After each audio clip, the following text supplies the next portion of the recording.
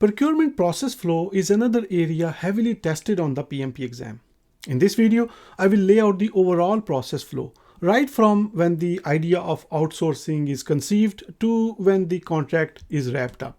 Hi, I am Daud, project management coach and trainer.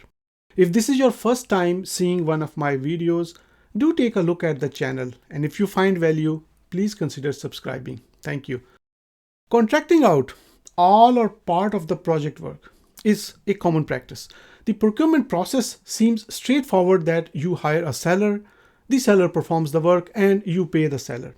However, relatively speaking, it is the most problematic part of project management in terms of the disputes taking long time to resolve and costing significant amount of money. As a project manager, when you plan for managing schedule, cost, scope, and others, you first write the management plan.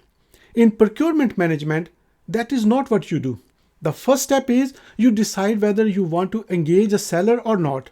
If not, then there is no need to create the procurement management plan. But if you decide to outsource, then you proceed with procurement planning. So what is the first thing you do? You perform a make or buy analysis.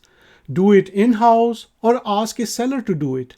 Use owned equipment or rent equipment from outside. Use internal human resources or get resources from a third party. I will just use engaging seller to perform some work as the representative option for our discussion here. Say you decided to outsource the work. Now the second step is to write the procurement management plan. You are to decide how the contract work will be coordinated with any other work going on, what is the overall timeline, and what assumptions and constraints will be considered. Also, how the contract will be managed, how you will measure the seller's performance. Are you going to get an independent estimate?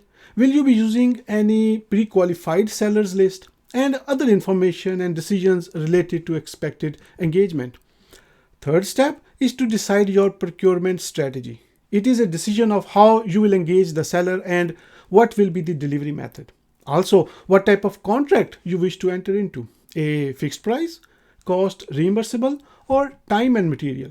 One other aspect to consider is that if you want to take a phased approach for this upcoming engagement, strategy can also guide the planning part by referring to metrics needed, tracing mechanism, and even knowledge transfer approaches to be used. Now, at this stage, you should get the procurement or purchasing department involved. Contracts come with serious legal obligations, so better engage a procurement specialist to reduce the chances of any contractual loopholes and mismanagement that may happen. So now you can move to the fourth step. Get the bid documents ready. Here, based on the procurement strategy and the plan, you will proceed with creating bid documents for request for information, request for proposal, or request for quotation. The documentation varies, but overall, you will clearly state what information, proposal, and documents you need from the prospective bidders, in what format, and what will be the key terms and conditions of the contract.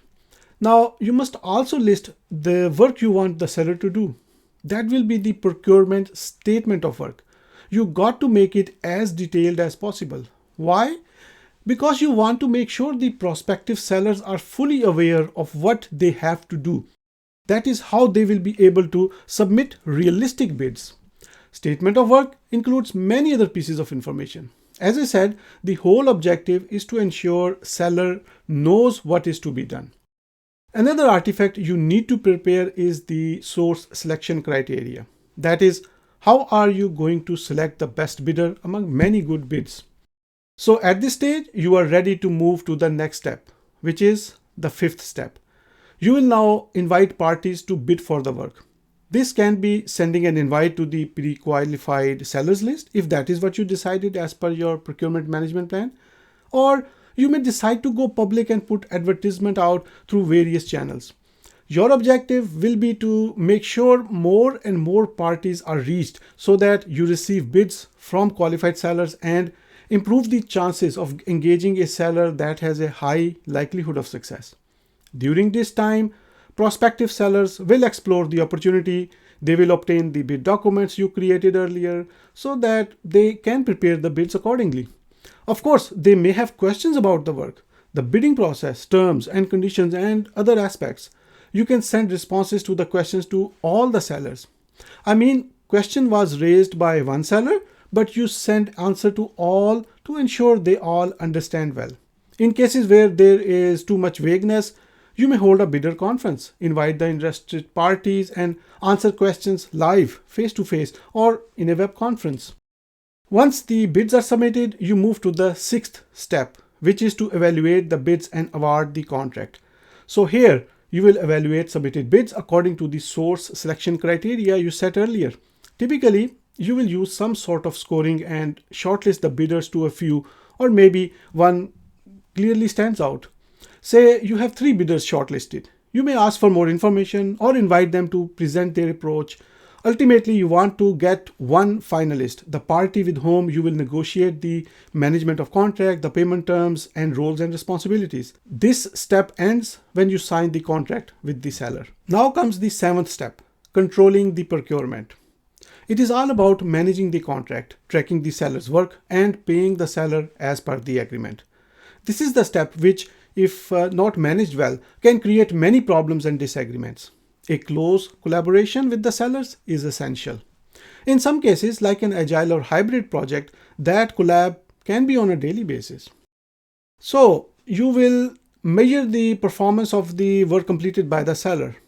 It is also a good idea to conduct procurement audit just to ensure that there is nothing being missed and see if there are any opportunities that can improve the seller's performance and delivery of the work.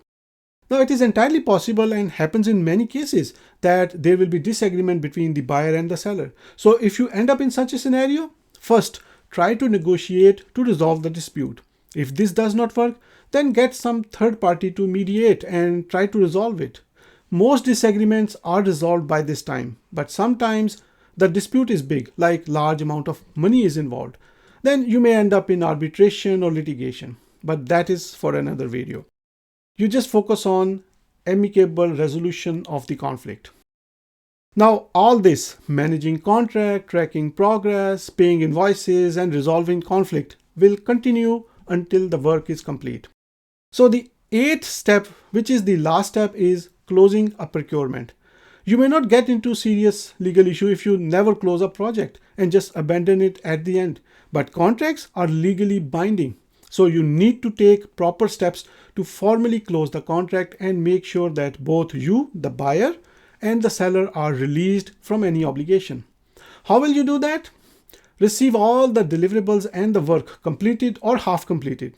Get hold of all the documentation, pay all the invoices, resolve all the disputes, and both parties mutually release each other.